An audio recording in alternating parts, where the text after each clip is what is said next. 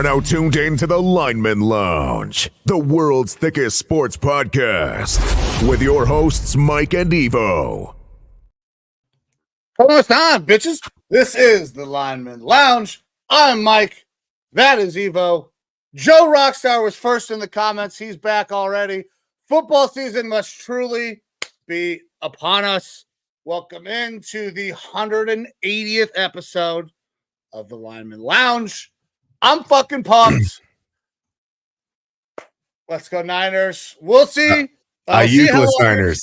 Yeah, the Ayukless Niners. We'll talk about where he could potentially go and what I would be willing to give up for him, because my team is continuously in the conversations about places where Brandon Ayuk can go. But before we start diving into that, let me bring in my man Evo. Brother, how you doing? How's the day? How's the week? I mean, weekend's over. We got a Monday, another Monday show. We enjoyed it so much last time. We felt, man, let's fucking do it again. I'm doing good, man. I'm tired as usual, these early shifts, but doing good. Glad to be here. Glad to be talking sports, and super glad that football is back. Even if Ayuk under contract, no story here, knew that was coming. Deny it until he's gone. When there's smoke, there's fire, typically. But yeah, super happy to be here and super happy that football is back, man. So ready to get into things. Football is definitely back. One of the reasons that I know that football is back is because there are motherfuckers fighting each other in training camp already. Did not take very long. Apparently, second play of the joint practice between the Lions and the Giants. Amon-Ra St. Brown catches a pass. Doesn't apparently like the way he is talked to or handled. Shoves a defender. And then a brawl ensues, which no big deal until you get Penei Sewell's big ass in there. And I don't know if you have seen the video yet. Penei Sewell was trying to fight everybody and looked like he had a pretty good fucking shot at it. No, I haven't actually seen it yet. I was working earlier, saw you post about it, but haven't seen it. Yeah, so definitely go check out the fight. It's Penei Sewell's a dog. Definitely a guy you want on your team. I actually ended up doing some more blogs today. I got 2 blogs out that I did.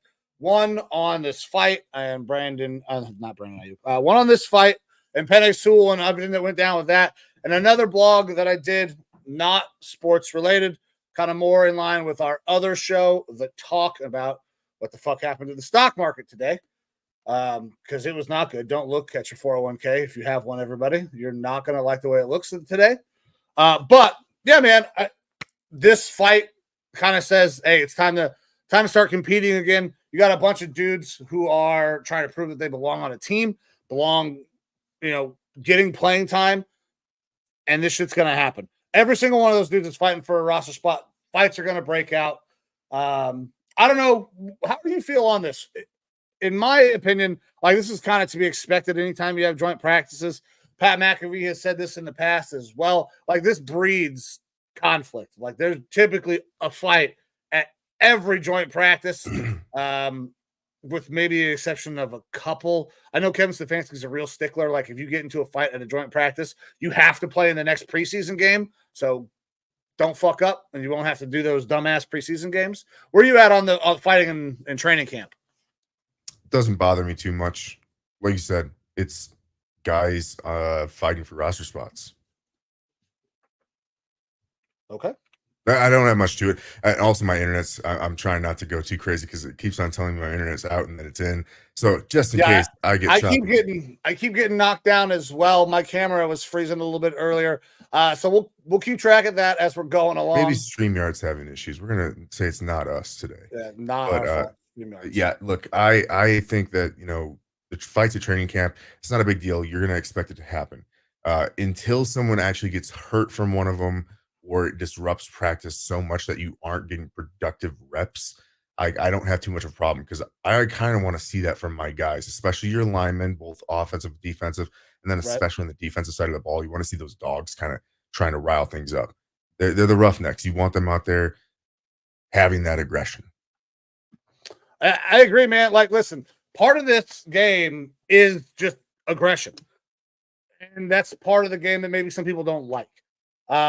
This is a violent, dangerous game played by men who can be violent at times. Like, that's part of the deal. And when one of your dudes, one of your boys gets into a scuffle, you got to be there. Because if you're not down for your teammates, that's a really bad look. Nobody will have your back. You can't do that in the locker room. So it makes total sense why Penei Sewell jumps in, tries to defend his teammate, and about beats the shit out of everybody on the Giants team, which I believe he could probably do, especially if they fight anything like that team's going to play football this year. But, football's back. I want to know what – I haven't heard Dan Campbell's comments yet. I want to know what Dan Campbell said. Because I'm sure he's not happy about it. Yeah. I mean, he will probably line a little bit, you would think. And say like, oh, we shouldn't be doing that. But at the end of the day, he's a dog too. He was on that field not that long ago. Right. Like, he knows how it is. He was probably one of those guys that was out there talking shit just as much as the other players. So, I haven't heard, again, I haven't actually seen the scuffle. There's multiple scuffles apparently as well. Yeah, it happened all at the same time at different fucking pockets. So they were like kind of starting to get a little tense. Second play, and then boom, like it looked like a completely normal play, and Amon Ra just shoved the corner, and everything ensued from there. Yeah, and look, it's not anything too crazy. It's kind of what you expect. Look, we're probably going to be seeing this between our teams. Like you said, Stefanski's got some rules, and Kevin O'Connell is, I don't want to say like a laid back coach, but he's way more chill, player friendly. Like, he doesn't get the guys riled up like that. Like, say a Dan Campbell with that sort of like aggro bro aggression. Right. Yeah. But again, these are guys fighting for roster spots. So it's probably going to happen here or there. As long as as long as you're not losing valuable reps because of everything. So you're good to go. Yeah, absolutely. And you brought up our team's training camp practices, I believe, starts 2 days from now, I think. Joint practices start. I'm not sure. I'll have to double check on the date. For our joint practices starting Browns, Vikings. They start next week on Tuesday. Next week, Tuesday. Okay, so we got 8 days. Also, next week, we would be remiss if we did not mention the Irreverent Warrior March taking place August 17th. The Irreverent Warriors are a group that is designed that brings awareness to veteran suicide and the issue there. They're doing a march in Cleveland on August 17th. I will be there. Evo, you're going to make your way out. If you guys would also like to join, go check out Irreverent Warrior March. They have their own website. You can find them on Facebook and Twitter that I know of. Those are the two places that I have interacted with the Irreverent Warriors as well. So go check them out. But yeah, brother, you got anything else before we start diving in more to the show? No, let's get into it, brother. All right, man. So we're going to stay in the world of football, but we're going to start talking college football. Something important to me. Fuck Michigan. We knew they were cheating. We knew that they were cheating. Finally, it comes out that, you know what? The NCAA is going to try to crack down and invoke a punishment possibly against the University of Michigan and their current head coach, Sharon Moore. He was one of the members of the staff when all of the cheating took place. And you know what? It's kind of not surprising that they were cheating. All of this was going to come to a head. They deleted 52 text messages. 52 text messages between them off their phones that they were able to get back after re-imaging. By the way, if you are not aware, your phone, the messages, when you delete them, they're not gone. That basically discusses some weird shit. There's some definite weird shit in those texts, but a lot of the stuff that was going on. Do you think that Michigan is going to have to vacate wins, national titles, depending on how severe the NCAA said? They're saying it's level 2. Where are you at? I don't know what the fuck a level 2 means, to be completely honest. But look, on Friday, Kentucky had to vacate their wins from the 2021-2022 season, um, from 11 players being paid to work, or for working at a university hospital where they actually never did. Like a relatively lesser offense. Like that's definitely scummy, in a way. Yeah, like it is and it isn't. Like they're paying the players, which obviously we got NIL, and that's a good thing now, and it's helpful. But obviously it's lying, and it's not cheating. It's just lying in the program, and they had to vacate their wins. If you're talking about like legit what is considered cheating here, and if that's what the NCAA believes that they have actually found, then yeah, they're gonna have to vacate wins and more. I would have to assume.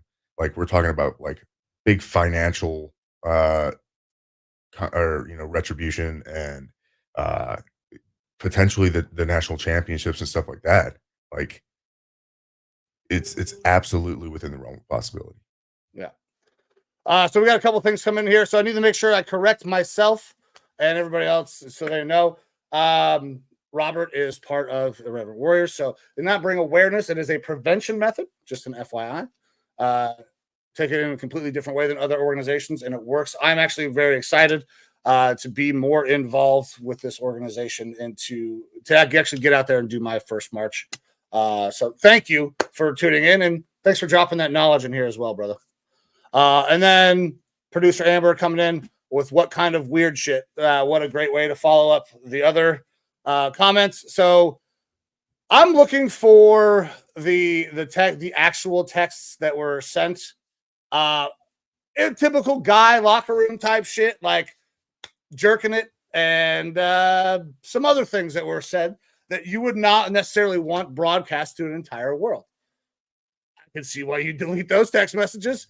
However, it was part of this string of messages that is looked at by the NCAA for this violation. I would not be surprised if they vacate wins, and I cannot wait. If that happens, if they have to vacate this national title, I'm going to laugh my ass off. I'm going to rub it in every Michigan fan's face.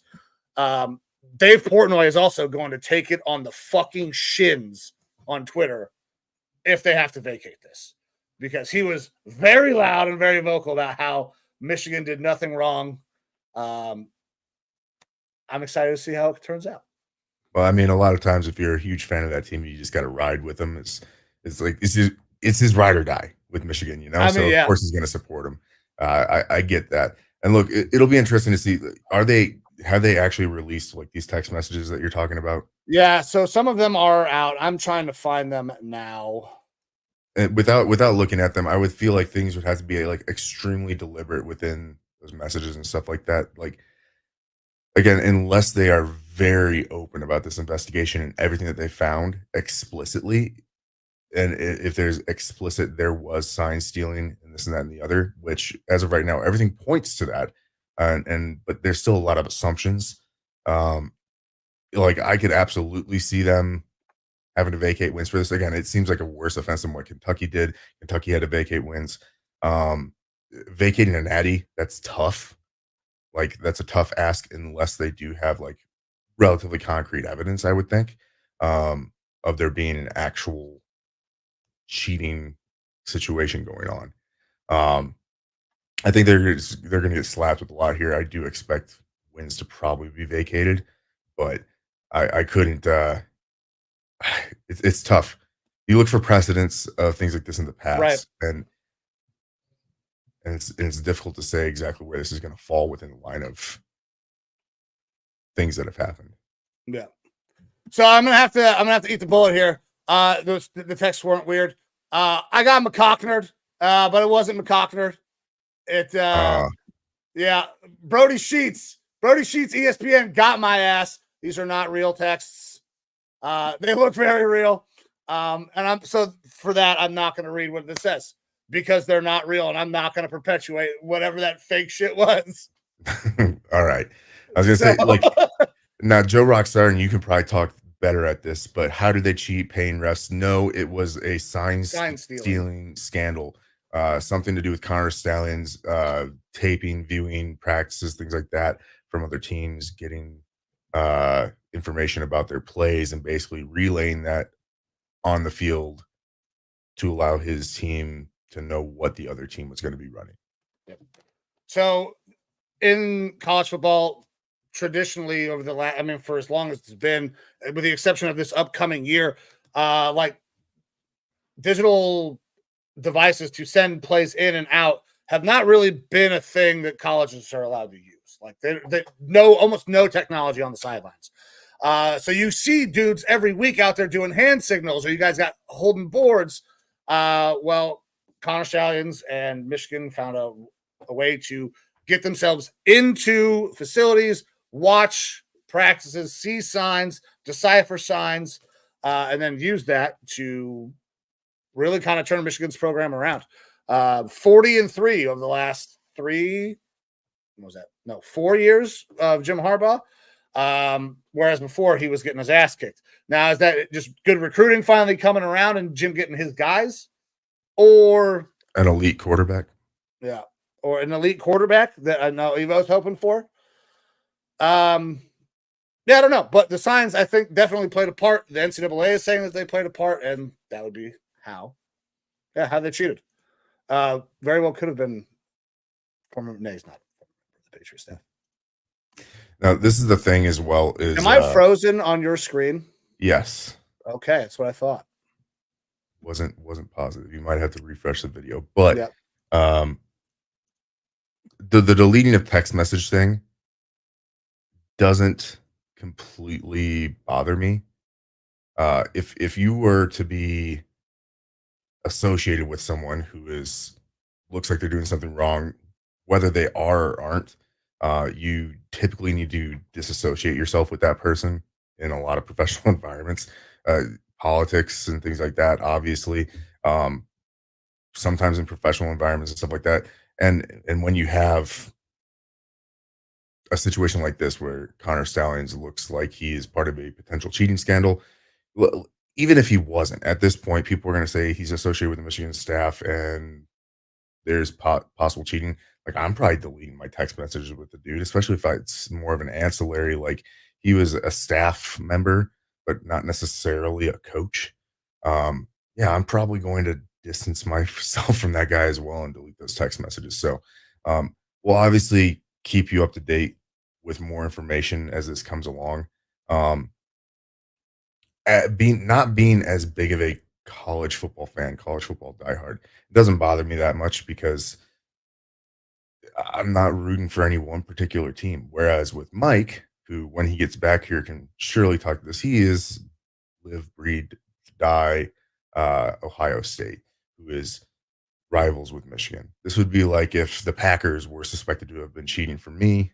Of course, I am going to take them to task and absolutely uh, assume that they're cheating and call them cheaters. And yeah, it makes sense, but um, I still prefer kind of a little bit more of the classic American legal approach of innocent until proven guilty. Uh, I've taken that same sort of stance with things like Deshaun Watson, who, although personally I do believe, yeah, he is probably guilty of a lot of the things that he is being or had been accused of. He hasn't been found guilty in any sort of a court system. Um, just when you have that many people coming out making claims against you, more often than not, it's probably the case that you have done something wrong. Um, Now, in this situation, yeah, I don't know how Michigan is going to get through this, but I would have to assume again, based on the recent vacating of wins by Kentucky over the weekend, that yeah, it's probably going to result in wins being vacated. So as of right now, Mike is messaging me. He cannot reconnect. So we might be wrapping up the show relatively quick, ladies and gentlemen. I might give you a quick, hey, this is what's going on that we were going to talk about. But we're going to see here what he has going.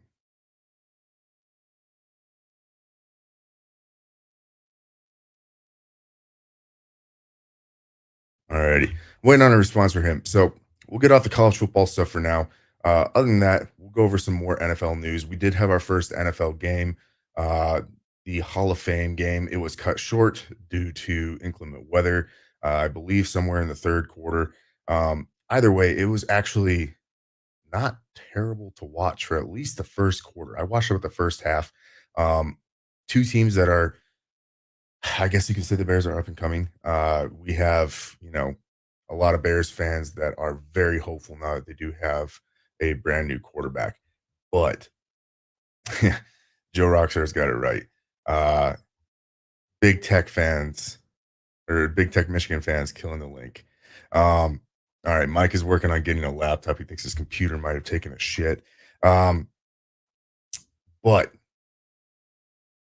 where was I? Oh yeah, it's Bears fans thinking that they got a good thing going with this quarterback. Regardless of how Caleb Williams actually turns out, that roster is definitely turning around. Ryan Poles did a full gut of that team and has actually added a lot of solid pieces in a good way. Um, so that team should become a lot more competitive this year. There were times last year where they were actually relatively competitive. They just didn't have, much of the quarterback position. Now they have a lot more outside of the quarterback position and a lot of reason to be optimistic. So that kind of made them interesting because you are seeing a lot of those guys that were in fringe starting positions or saw a lot of playing time last year getting to be on the field.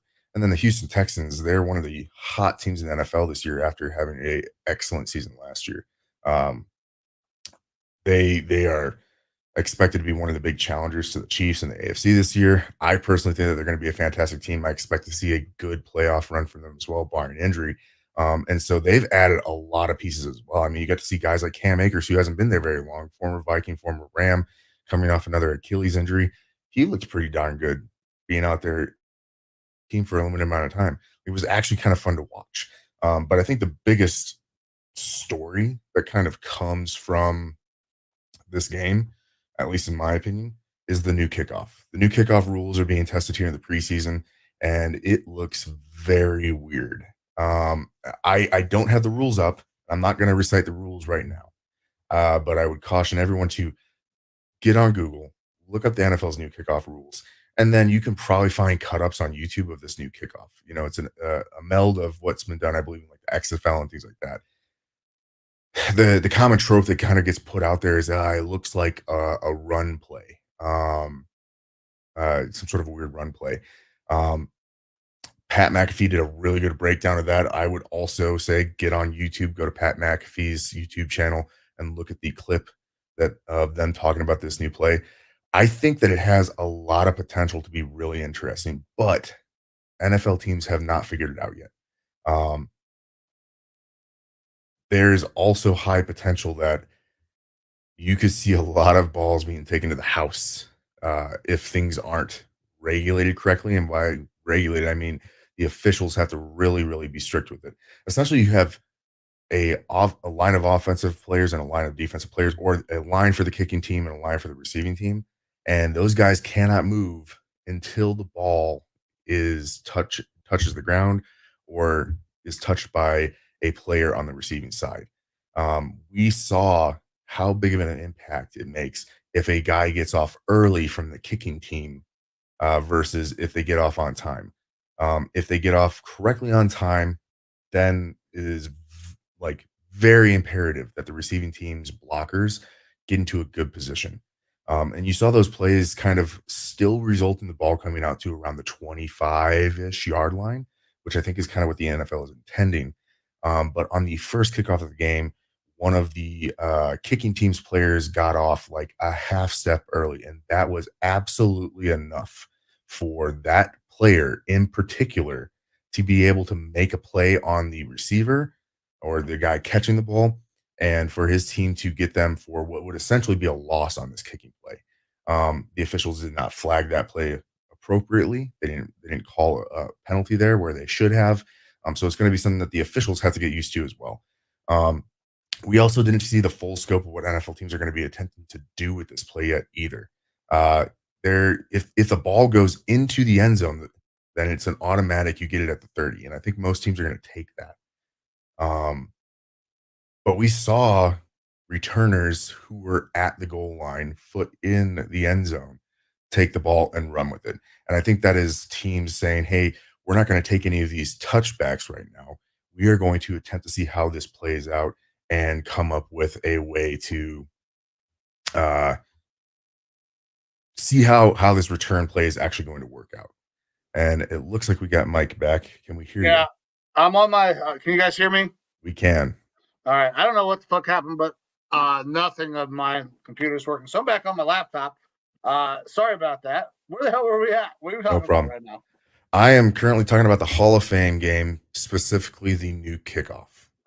I kind of like it, but also the excitement that we thought we were going to get, where it was just going to be this high flying, like so many returns. That's not going to happen. It's so condensed that when we do get a return, it's going to happen in an instant.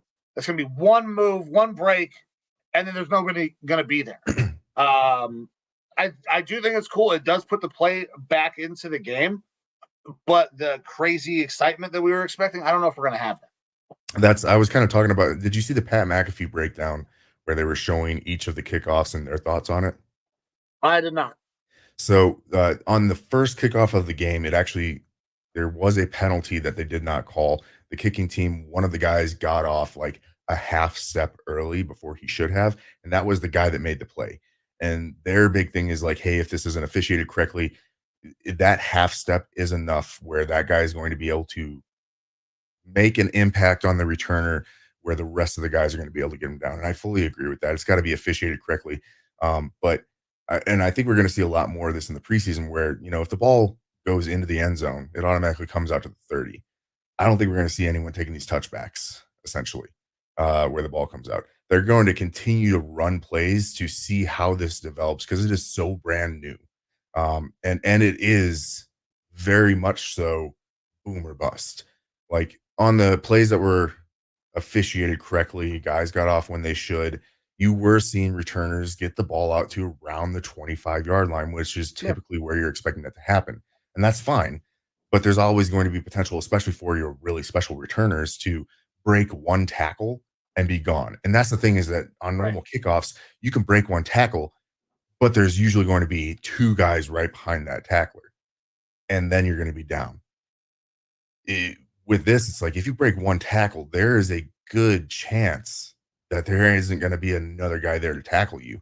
And it's going to be really interesting to see how this new, essentially a play. I mean, I'm calling it a play, even though it's a special teams play, but it's a new play and how it develops and how people are setting up for it and preparing blocks. Because what we saw was kind of milk toast from this game. It was very much so like, hey, I've got a guy in front of me. That's the guy I'm blocking, or that's the guy I'm trying to beat. So it was very much so feeling things out. And as the preseason continues and develops, I think we're going to see some interesting stuff happen while these teams figure out how do we attack in this new play. Yeah, there's going to be a lot of different things that you should be able to do. We still have not seen anybody run any kind of play out of this. It's all been catch the damn thing and run. So we're going to get to see some reverses, probably different types of setups. Yeah, when we start getting some of that, we're gonna really start to enjoy this. But while we are not officiating it right, while we're still figuring out what the hell it's going to look like, how we're going to block this thing up, I mean, we're not going to see a lot. But that's kind of to be expected, right? And I know we were all excited, like, oh man, this is going to change the kicking game. Nobody knows how to do this stuff really, unless you were in the USFL, or the XFL. Like, nobody knows how to do any of that stuff. So yeah, them doing it that way, they'll have an idea. They can bring some of that stuff over. But if you're not there, you have no real world experience with it. You had better be, finding and picking the brains of those guys that have done this before. What's really interesting, I don't know if you've heard anything about this. Have you heard anything about the Browns testing different player types out on kickoffs? I have not. If they are, I need to go and check that out and do some more research on that, but I have not heard anything. So I know the Vikings have. They have been having guys kick the ball who are not kickers. Because the distance of your kick is completely different. It is way easier for a non-kicking specialist to be able to get the ball where it needs to be. It can be the ugliest kick ever. It does not make a difference as long as you Right. make it like the sweet spot is in between the 5-yard line and the end zone. Then you're making that player make a choice. Am I taking this ball and running it, or am I going to allow it to bounce and possibly coffin myself in if the kicking team gets a very advantageous bounce where it kind of sits with backspin? That's kind of your sweet spot. But if you are able to get a guy who is able to relatively repetitively get it in that general area, could be the ugliest duck of a kick. It doesn't really matter. And Yeah, Bruce is if you're out there.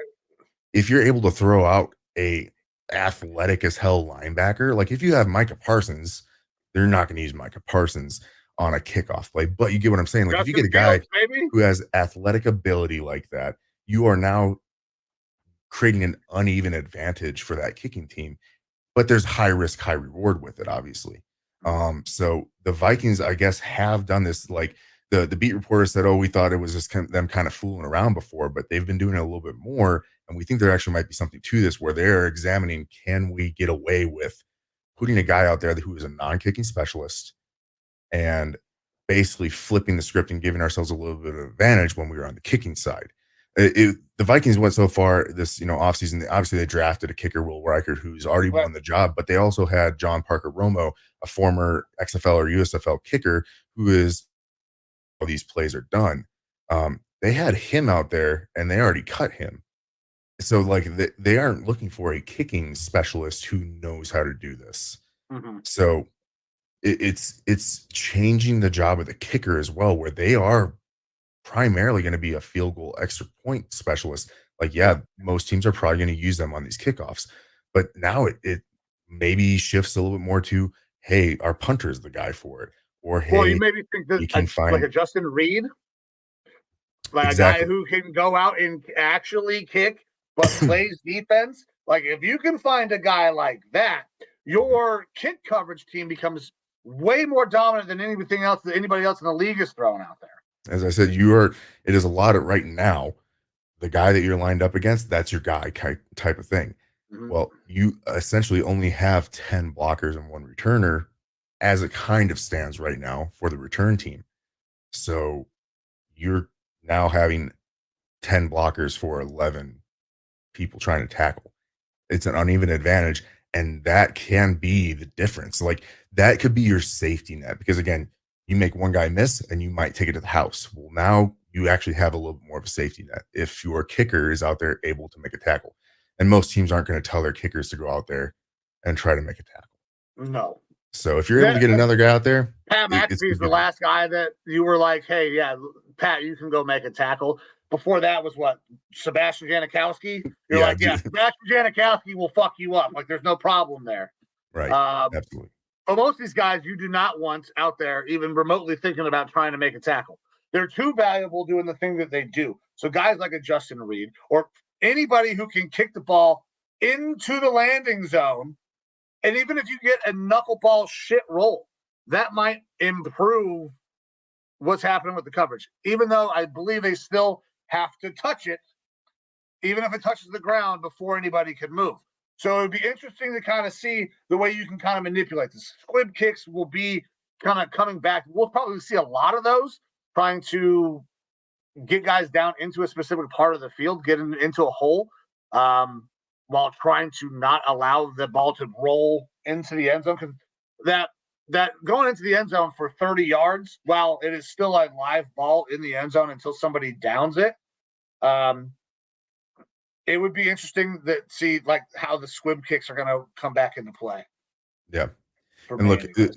I think I can speak for you, but I definitely speaking for myself. We are not experts on this. I don't know if there's really any experts on this at all as of Yeah, right now. So it's that's going to be part of the fun that makes this preseason in particular very interesting is these kickoff plays, how they evolve.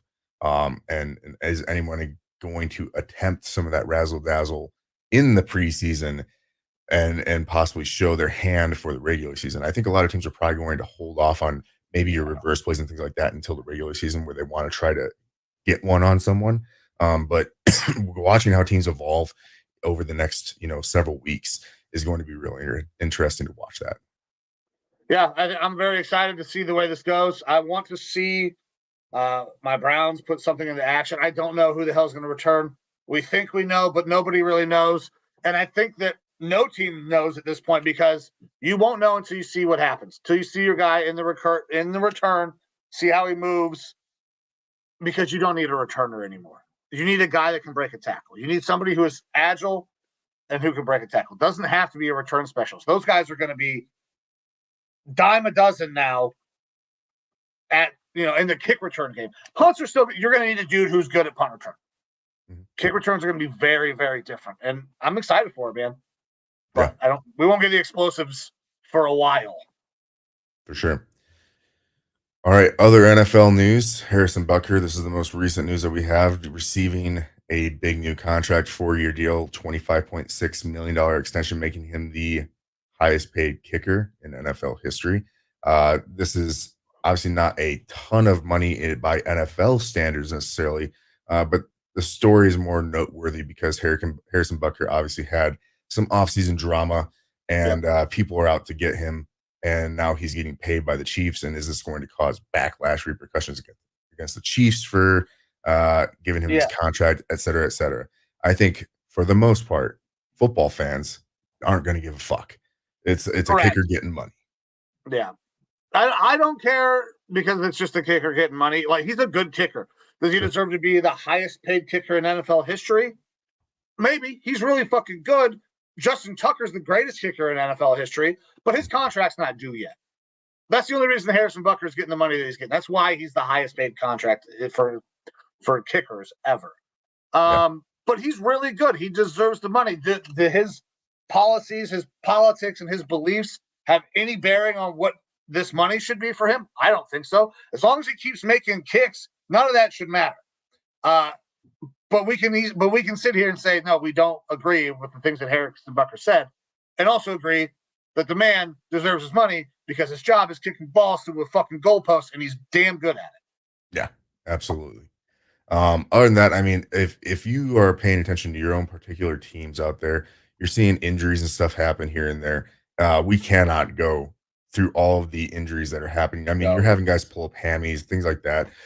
But we do have some more major names who have had some notable injuries, especially if you are, and I know I'm starting to get into it, and that's probably where I'm going to start hitting the blogs again, is fantasy football season. You are starting to watch some of these players that could be out there scoring points for you. If you've already drafted, you might be kind of nibbling at your nails here a little bit, worried about some of these players. We have Puka Nacua going down. He's considered week to week with a knee injury. Obviously, he was one of the biggest surprises last year in fantasy football and the NFL, having a phenomenal rookie season. It's not being described as a serious injury, but still, you see what happened there with Cooper Kupp, and people are going to start being like, oh God, is this happening again to another Rams receiver? You also have BJ Ojolari going down for the year with, I believe, a torn ACL, or it's a knee injury in general. This is a Cardinals team that is slowly getting better. They're obviously scrappy last year, and he was a big part of that. Being a rookie for them, they're expecting him to grow and be a big part of that defense, which was sorely lacking talent. So that's a big loss for them. Then you also have DeAndre Hopkins going down for, I believe it's 4 to 6 weeks with an injury, a leg injury, which, he's obviously aging. And I'm not as high on him as some are, but we're expecting to be a big piece of that offense for the Titans. He played well last year, man. Especially when he got a little bit more consistent quarterback play. Started playing pretty good. This injury is obviously going to hurt. It hurts the entire room. This hurt Treylon Burks really bad because now pressure goes back to him, and he has not shown that he can carry a wide receiver room in the slightest bit. DeAndre Hopkins was the dude that kind of made everything gel there. That's a massive loss for the Titans. Yeah. At least in the interim. Now, obviously, it seems like he should be back early. Uh-oh. Are you there? And he's older. So injury history, along with being older, the time to recover might be extended from what they're even expecting. We'll see.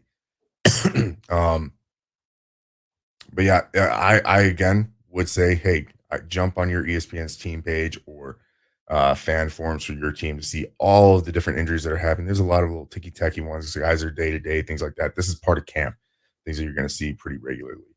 And it's not something that we can, if we did that, we would be doing a 3, 4, 5 hour show, probably going through all these different injuries and the impact. So we're going to have our long shows when the season starts again. We're going to have our long shows on Sundays probably. We get up, we go through, we crush some lines, we do a show, we give you guys the bets, and then we see how our bets went. Hopefully, that's going to be the model again this year. This year we're going no money lines, all spreads. But we're also maybe going to talk about doing some additional shows during the week for a little recap, see how we did gambling wise. But man, I'm pumped for those longer shows, but also, man, those long shows, they can get a little tedious. And if we went through every single injury, even if we went through all the big injuries, my goodness, there are a lot of dudes that are going down. Zedarius just went down today. Don't love that. Don't know what's going on with him yet. But like guys are getting banged up. The ramp up period, not everybody is in that ramp up period. Aaron Rodgers, especially one of those guys. But you know, we are where we are. Fantasy football is right around the corner. Just none of the important guys get hurt right now. That's the hope, and obviously None of the important guys. we aren't wishing Absolutely. injuries on anyone. Obviously, We're never wishing injuries. it's just a product of the game. Again, football is violent, and Violent it's game. part of what makes it fun. Last couple things I think here on the football side, a couple wide receiver news stories. You have Tyreek Hill, not necessarily getting an extension, but changing his contract up, giving him more guaranteed money now, locking him down, making him happy, and allowing him to hopefully better pay for his 13 children. So lucky for him, good for him. Obviously, he had a big contract that he got when he came over to the Dolphins from the Chiefs, and the Dolphins are making sure that he's staying happy. He's still one of the most dynamic and explosive playmakers out there in the league, let alone on that team. So, of course, you got to do what you got to do to keep those players happy. And then closer to my neck of the woods, a story that I don't know that we really touched on previously when this happened, roughly a month or so ago, but Jordan Addison, Vikings wide receiver, had a standout season last year. He's getting an October 7th arraignment plea hearing in LA County, stemming from a suspicion of DUI arrests that he had. Reports that I've seen, he was asleep in his vehicle at the airport waiting to pick someone up. It does not sound like it is alcohol related from some reports from Minnesota beat reporters. Sounds like they believe he might have been under the influence of marijuana, which again, you are not allowed to drive, but it is legal in California to consume cannabis. So either way, he's basically admitted, like, I take all the blame for, bringing this on. We can expect that we're probably going to see some sort of a suspension. The league usually, will levy suspensions while you can use cannabis in the NFL now. Having legal ramifications from that still usually results in suspensions and whatnot, which obviously that'd be a big loss for my team. He stepped up big time in the absence of Justin Jefferson last year.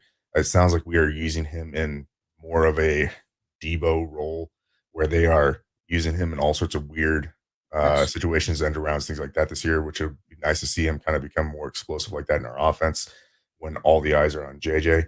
But it is still something that's happening. We'll see how this turns out if he actually ends up getting any sort of legal action from that arrest. Yeah. I mean, listen, I get it. I also partake in herbal remedies. Just can't do it and drive, man. I mean, he knows that. I don't know if he planned on going anywhere anytime soon. Small mistake. Not drinking and driving.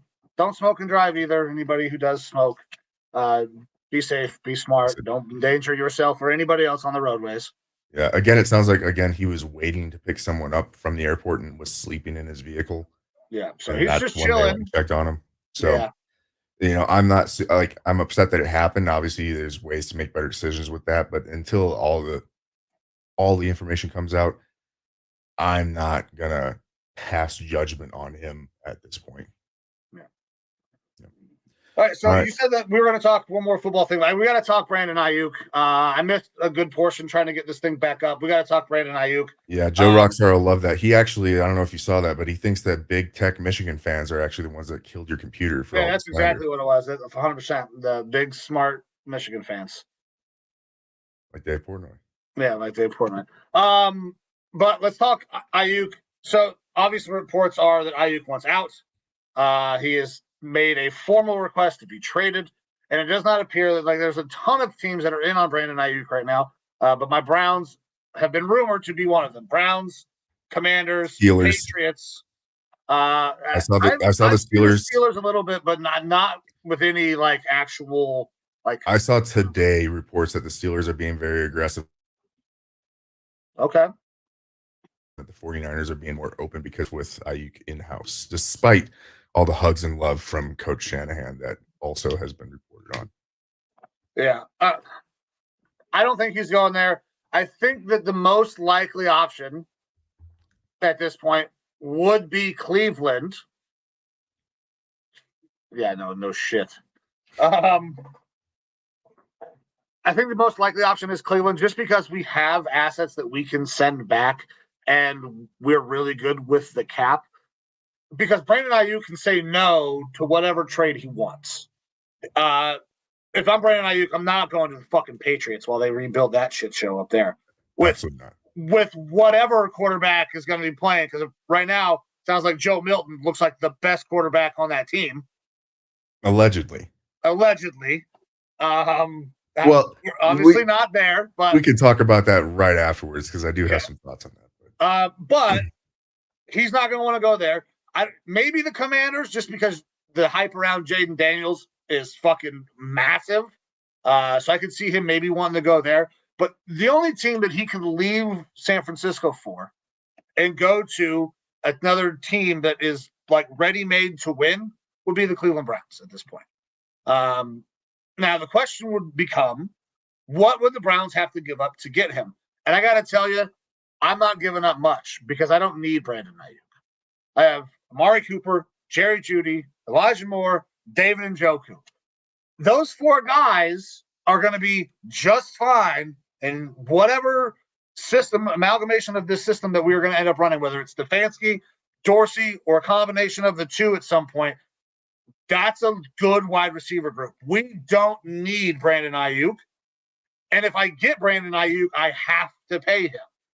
So for me, there's no way I want to trade for Brandon Ayuk this year. I don't know if that's the case, but I wouldn't want to do it. If I'm going to give up anything, I'll give you my hurt corner and Greg Newsome and probably not anything more than the third-round pick because I have to pay this guy, and I already have wide receivers in-house that I really like, that I know want to stay here. I'm not getting rid of Amari Cooper for Brandon Ayuk. No shot. If you wanted to talk Elijah Moore, maybe, but I want to see what Elijah Moore is going to look like working primarily and almost exclusively out of the slot this year. Jerry Jeudy, I haven't seen him yet, so could you convince me for a Jerry Jeudy, Brandon Ayuk swap, and I'll give you a second? 100%, because I have seen Jerry Jeudy play, and I've seen Brandon Ayuk play. Ayuk is the better player, but I want to see Jerry Jeudy play opposite of Amari Cooper. I don't need to pay and give up all this shit. I have a good enough receivers corps. So while I don't agree with Joe that he will be a 49er, I don't see any reason why Cleveland should be looking to bring him in. Yeah, and that's I would echo that. I am absolutely leaning towards Ayuk not being an Niner this year because it seems like they've hit some sort of an impasse. Again, where there's smoke, there's fire. Usually, I know the media likes to drum stuff up, but this is kind of the part of the season where training camp starting and things like that. This was a little bit more of maybe this is a media created story during the off season, when there's downtime. But now we're hearing even more about him requesting the move, other teams being in on it. I would have to lean towards them looking to trade him. It sucks for the 49ers because, again, they are a team that looks like they should absolutely make a strong push into the playoffs again this year, and losing him as one of their receiving options is a big loss unless you're getting something else back. And Joe, this is where I think you're kind of wrong. He can't afford to sit out. He's made money. He thinks that he's going to make a lot of money on the A other lot. side of this, even if he were to sit a year, which I don't think that he sits the whole year, but I think that at some point the 49ers are going to say this is a diminishing asset for us. We need to get something in return because he's not going to come back to us the following season. Like I think he is on a rookie contract, but he has made his money in his play. Like he's going to get paid by somebody. Somebody's going to pay him. If it's not this year, it will be next year. So he's kind And of made his money, and he's the not going to get most Le'Veon Bell. Like No. I don't think that's going to happen. But I struggle to think that the Niners would trade him to a NFC team. It would probably be an AFC team, and I believe that they would probably look at an AFC team that they don't think is going to be viably competitive in the next year at a minimum. Patriots. So the Patriots, like I think they would be willing to trade to the Patriots. The Steelers, while there is some steam about them being better, and I think that they probably are better at the quarterback, especially, but like They are for sure better at quarterback. that makes more sense to me where it's like, yeah, they probably are going to be competitive. Tomlin always keeps them competitive. Are they really a threat in the playoffs? Are we possibly going to be facing Ayuk in the Super Bowl? I don't think you're expecting to see the Steelers make the Super Bowl. So like, No. I think that they feel like they could probably get away with that. And it's just, can they get enough in return for it? I don't know at this point. Because with that sort of an asset, like Ayuk is very good. We talked about this last week. Where do we kind of rank him?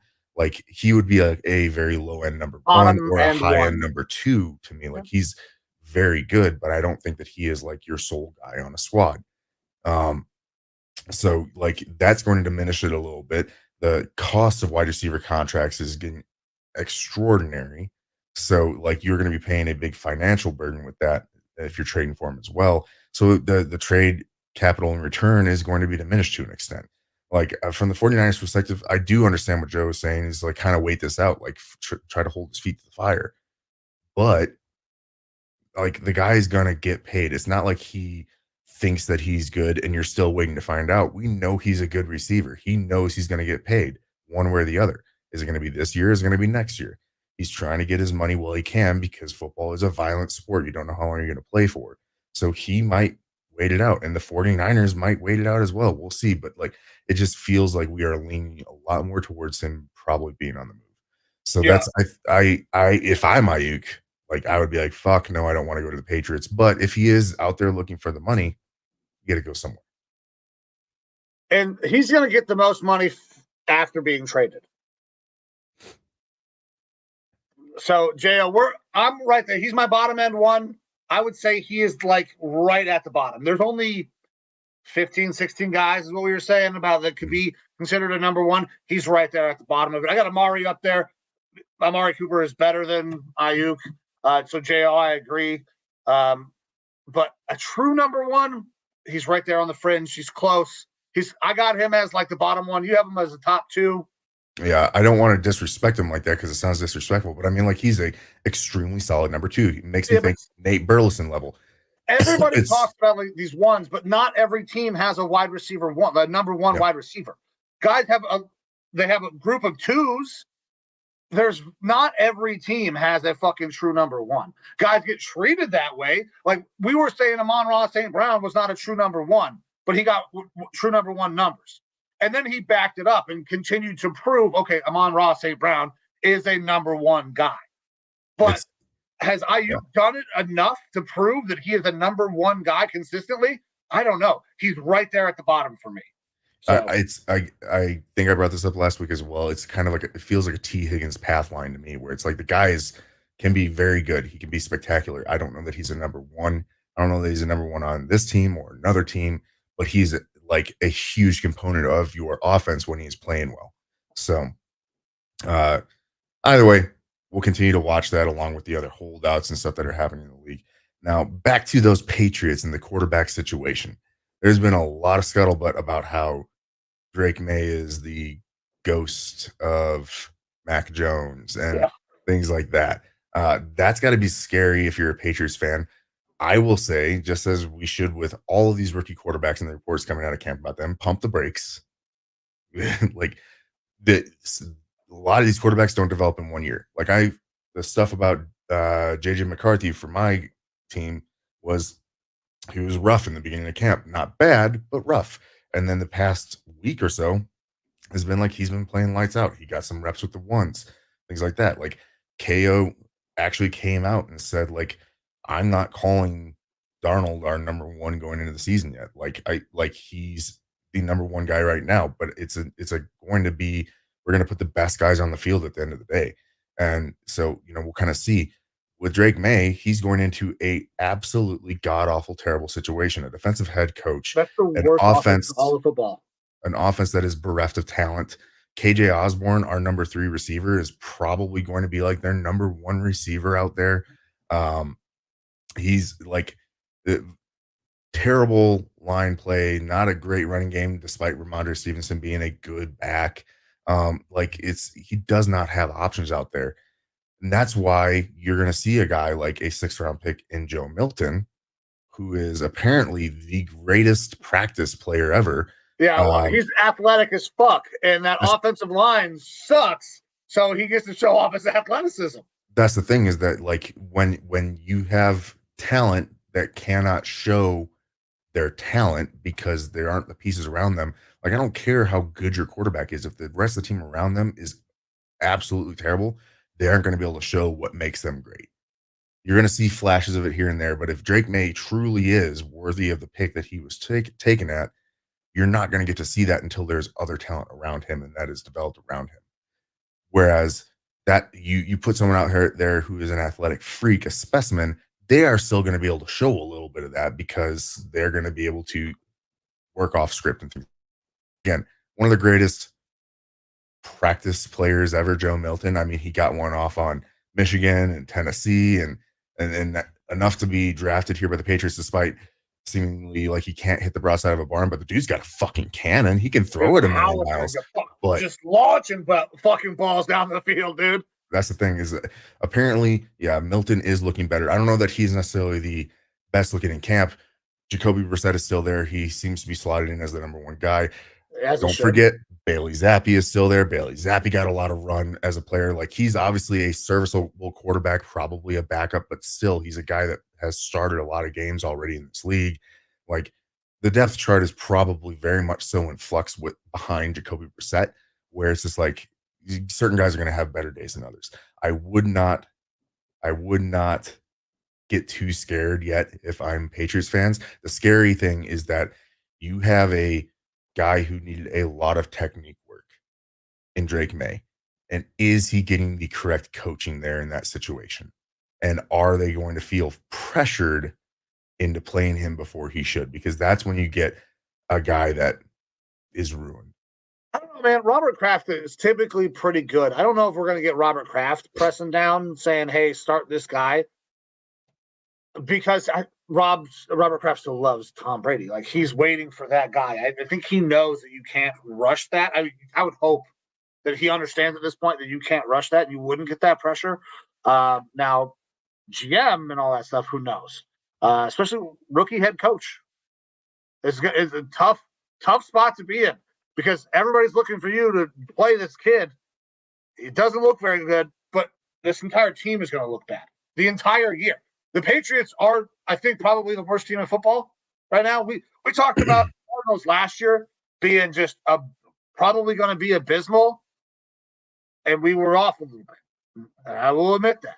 Cardinals came out and they had a couple. Man, they played pretty well at times. They were a scrappy team. Yeah. I don't know if we're going to get that out of the Patriots. That entire regime has changed. Everything is gone. Everything is completely changed there. This team is going to struggle mightily. And I don't know if there's a worse place that a rookie quarterback could have gone than the Patriots right now. Yeah. There's no talent on offense, man. Yeah. But it's going to be a rough time up there, I think, for Patriots fans. But crazier things have happened. Obviously, look, the Joe Milton story, I don't think is going to go away immediately. We'll see after a preseason game or two. But, you have had history there with late round pick quarterbacks becoming good. We've had it in recent years with Brock Purdy. Like Oh. if I can't think of the guy's name. Big time sports, guy. Fucking has a show. I can't think of Jim his name. Rome, Colin No, Coward. no. But Okay. he basically was saying like, hey, if I had told you a couple years ago that your number 3 overall pick Trey Lance is going to get traded away because he's not good and Brock Purdy's going to be your starter, you'd call me fucking crazy. But here we are, and it was the right decision. Uh, I think Brock Purdy was more of like a solid average quarterback in college, and Joe Milton is your flash, and that's about it type of Big arm. athletic talent. Yeah. Listen, he's athletic. He's got a big arm. If they can get some talent around him, you could do stuff with that. If he gets accuracy, it could be scary, but you normally at this point in your career should have already had that. But we've seen Josh Allen go through this as well. Josh Allen not accurate in college and then came in and learned how to be a little more accurate. Still not like your high 60s completion percentage, mid 60s though, compared to fucking 59%. You'll take mid 60s completion percentage. I want to say Josh's first year, he's fucking 58, and then went up to 62, 63, then it's around 66. Right. The thing with Joe Milton is that he's 24 years old. He was in multiple true, college he is programs, and now he's making it to the NFL. Like you're getting a guy that is athletically talented, but has not developed as a passer at any of the spots that he's been in. So, I mean, Josh Allen's still wasn't terrible in college as a passer, like Yeah. he still had the raw tools there available. And was able to be shaped with some mechanical changes. I don't know if Joe Milton has the mechanical changes that can be made that is all of a sudden going to bring his completion percentage up into the mid 60s. Yeah. I mean, that's a long way for him. He's athletic. We'll see what happens. Patriots are going to suck. Absolutely. All right. You got anything else NFL that you want to talk about? Not NFL wise, brother. I'm trying to pull up some of the stuff I had before, but nope, we're good. I'm good. You want to talk some of the Olympics? Yeah, let's go for it. Oh yeah, so the Olympics still going on. Team USA. Everybody is Team USA if you're on the United States. Currently leading in total medals, 78. Not leading in golds though. I don't like that China is ahead. But you know what?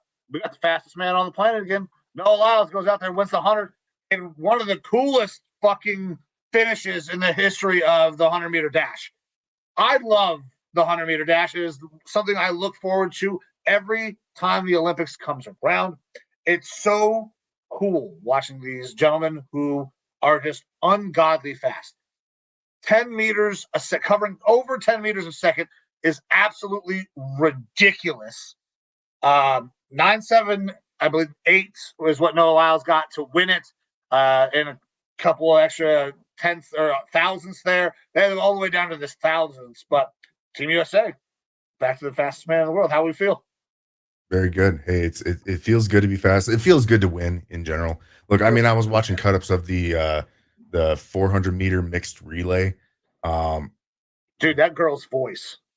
That was awesome to watch. I like seeing the male and female athletes getting that a bit, but getting to watch them mix together and race like that was really cool. And like it just kind of shows you how insanely different some human beings are with the stride and stuff like that. Like there's been times in my life, not right now, where I have been a relatively fast runner. Like when I was young, I was fast as fuck. Fast as fuck, boy. Like, and then I started focusing on different things like football where I didn't need that crazy straight line speed. I'm doing different things. And my body isn't built to be a runner. Not like that, at least. But like these people, like watching them run and the strides that they're making and stuff, I'm like, I could do that for 10 strides. And then it's going to be one of those situations where I'm out over my toes, my front goes, and I'm going to tumble because but they're doing it around an entire fucking track. It's insane. And that was super exciting to watch. US wins that, sets a new world record for the 400-meter mixed relay. Super awesome to see. But yeah, it feels good to be out there, be fast, be number one in that as well. It sucks that we're not leading in golds. Of course, we want it all, right? Like, you want it all. You want to win. You want all the goals. If I could get every single medal in the Olympics, I'd be like, God damn it. Yeah, give them all to me. 100%. But, it's not going to happen. Obviously, you are dealing with the world and insane humans. So we're Insane not going to see humans. that. I still think that the normal person should run against the Olympians, and I can't wait until we have the enhanced games where we have superhumans hopefully fighting gorillas. Yeah, Yeah. absolutely. I would also be remiss to not bring up Elise the Beast Willoughby, or Elise Yeah. Post. Watched her race on August 1st and 2nd. She did not take home a medal this year. She got 6th in that final race, as I believe the oldest woman in the field, at 33. She absolutely was dominant that first day in all of her heats. Dude, she Uh, smoked everybody in those heats. yeah, for sure. And you can kind of see, as those athletes are getting worn down from those heats, like how much energy they're expending, and whatnot. Uh, but look, I'm still super fucking proud of her. Like, she did a great job. Hell yeah. Yeah, even in that final race, I mean, I believe she was in second for a decent amount in the Yeah, beginning. she got fucking squeezed again, man. I was Yeah. so pissed about. We were out, and I started yelling at the TV, looking like a crazy person. But yeah, it was awesome. Congratulations. Sorry she didn't come home with a medal, but Yeah. to even be there for a fourth time is fucking insane. Yeah, and like I said, I'm super proud of her. One, because this is an Olympic event that has not been in the Olympics that long. It has not been really considered a sport that people look at for that long. She is, especially for women, one of the biggest pioneers for this sport, and it's probably going towards the twilight of her career. I don't know, uh, because we can't compete as human beings for that long once we get into the older ages. That's why it's a young person's game. You see, most of those girls that were competing were mid 20s. So they've got the experience, but they're also still in their prime. And she's out there hanging it with the best of them.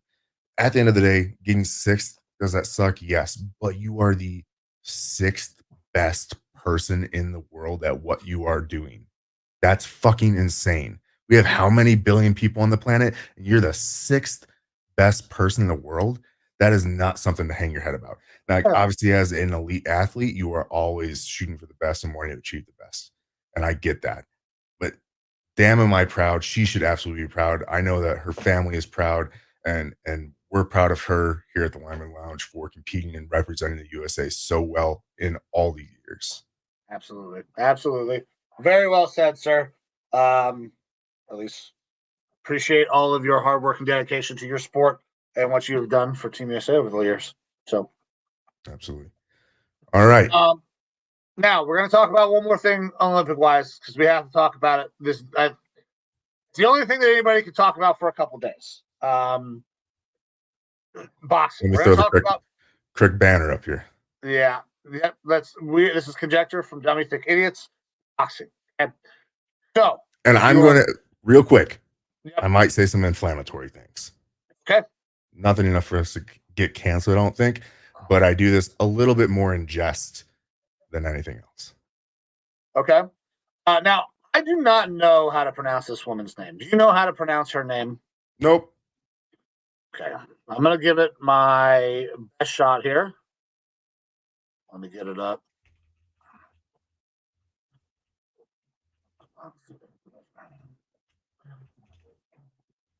What the hell's her name? Emain Khalif? Yeah, Emain Khalif. Okay. Or Imani?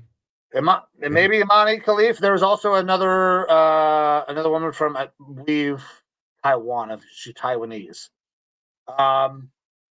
They were ruled ineligible to box by the International Boxing Association. Okay. They did tests that revealed that there were X and Y chromosomes in these women, and have said that they were not allowed to compete because technically that would make them biological males if they had both chromosomes. Okay. Now they go when they fight in the Olympics, they do well. Imani does especially well. She beats this girl from Italy so bad that she quits mid round. 46 seconds, I believe. 46 seconds into the fight. It's absolutely correct. this is very bad optics wise, right? For the LGBTQ community, but it shouldn't be because she's not trans. She is a woman that has a medical condition that gives her an extra chromosome that where it shouldn't be. So she has some sort of weird genetic mutation. Okay. She's still a woman. She has all of the parts down there, as far as we know. Why we're checking that, I'm not sure. Haven't But seen it. haven't seen it either. But apparently, that's what the deal is. She's been raised as a girl, a woman, her entire life. And based on the country she lives in, we know that that is almost certainly the case because transgenderism in Algeria is not really a thing because they don't do that stuff over there. Okay, so the extreme far right of this is that, oh my God, there is a man beating women in the Olympics, and the ungodly left is allowing it to happen, and it's terrible. And you're wrong. That's not what happened. She is a woman that has a medical condition. She is not a man. If she were, I would be against her fighting. I am not for transgender women moving over into women's sports when they went through male puberty because they are going to hurt these women, especially in combat sports. Okay? But that's not what happened here. At least from every bit of fucking research that I have done, this is not a transgender man or a transgender woman. It's just a woman that has a medical condition. Evil, where are you at? I also would like to firmly state I am not for biological males to be competing in women events, regardless of like I fully believe that they are allowed to transition. It doesn't bother me whatsoever what people do in their own free time or 100%. how they portray themselves in their lives. That is your choice. I have If no that makes problem you with that. happy, live that life. Do that. Absolutely. Unfortunately, that is part of that choice is that if you are a biological male, I do not think that you should be allowed to compete in biological female sports because it is an unfair advantage and it is downright dangerous sometimes, like you brought up.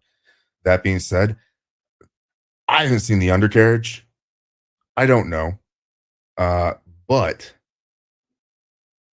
again, from the reports that we've had, it is a medical condition. And she is apparently a biological female. I still don't know for sure because if you look at her, she does look Very like masculine. she could be a dude.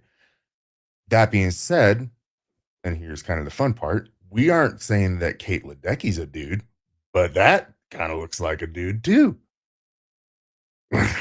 That's what's gonna give me my hate right there. And congrats to Kate Ledecky. She's fucking awesome. Yeah, All right. spectacular. Spectacular. I don't know Absolute why you got to catch strays right fucking now. awesome. I'm going there. But look, at some point, I can't go up to anyone that looks like they're portraying themselves to be a female, but looks like a dude and be like, you're a dude. And it feels like that's a lot of what's happening right now. Yeah, You it's weird. have to have a little bit of the benefit of the doubt, but we're also talking about the Olympics here. And this is a hot button topic right now.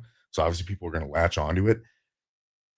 I don't know that Algeria is above lying or putting their beliefs aside in order to get medals. That's possible. That boxing federation that did not allow her to compete previously is under a lot of scrutiny. They are not widely accepted as being reliable with their testing anymore. Um, there's there is plenty of reason to have speculation about this, including the Olympics not doing the genetic tests. And they've brought up how it would create a huge conundrum if they started doing genetic tests. But at some point in Yeah. time, you almost kind of have to, especially if people are going to try That's to a potentially dangerous game, sneak brother. people in. It is for sure. But I mean, in this current climate where we just don't know sometimes, if we want to keep the integrity of the sports, it's something that they might have to consider Because I believe as of right now, other than their normal testing that they do for performance enhancers, the Olympics identifies a person's gender based on their passport. And I don't know how the passport process works for everywhere in the world. So it's theoretically possible that a man who transitions and becomes a woman is now identified as a woman on their passport. And now, if that is the only bar to entry for the Olympics to say that you are a woman, then that's a pretty thin, easy line to cross. And Yeah. so it brings the question like maybe the Olympics do need to do more testing and whatnot. Maybe there is, I don't want to call it a loophole, but like it's something that people could try to take advantage of. Um, as of right now, I think that it has been latched on, especially from American politics. And I can't speak for Yeah. world politics, but American politics, especially on the right, as men should not compete in women's sports. And this is what happened. While I agree, I do not think that biological men should compete in women's sports. I cannot say with a shadow of a doubt that this isn't a biological female. And that's why, for the most part, I've stuck out of the conversation and I will just continue to say the same response. I am not okay with biological males competing in female sports. I'm not. Um, I do think that they have the right to compete, but 100%. it should not necessarily be in a biological female sport. Um, and also, if you are doing that transition, that is part of your decision, is that you might be giving up some of those rights. Now, the other spot that is kind of questionable for me is there some sort of an unfair genetic advantage from having that medical condition? Yeah, This is the sure. thing is that There is, but there are all sorts of medical things that you can do or have that make you a genetic fucking freak. We don't just that's the thing. we don't take these people and put them in labs and grow them into Olympians. They're already Maybe in China. well, yeah, maybe in China and Russia, but they're already fucking genetic freaks. You cannot take a normal human being and make them do what these people are doing. And that's the thing is that while this is being considered a medical condition, there isn't there's very few Olympians that are not absolute genetic freaks. All right. Yes. They are the outliers as it is. Um, that being said, and this is obviously the opposite end of the spectrum, but if I am missing a leg, I'm not going to be able to compete with a normal runner, right? Unless I have one of those little springy things, but that's considered an unfair advantage, and that's why they're not allowed to compete, and why they have these special Olympics, and they have their own separate sport. All right. But just because I want to be an able bodied person running in the Olympics doesn't mean that you necessarily get the right to do that. And that's where the question kind of comes into play. Where does the difference between being a genetic outlier or having a medical condition come into play? And I don't have a good answer for that at all. Like, I don't know. That is way above my pay grade. At the end of the day, I think what I'm echoing and hopefully what you're echoing is that we want competitive, fair sports. Yes. And uh, when gender starts to come into play, there starts to become unfairness. There starts to become uh, dangerous situations and things like that. I I want feel like everything to be fair, but I want to stop berating this woman. Like people are berating this woman, and it is still happening today. That we are still pumping this lie on social media. Garrett, go on fucking Twitter, go on Facebook. You're gonna see some hard right person saying that this woman is still boxing in the Olympics. Boycott the Olympics. They are Satanists. It's fucking stupid.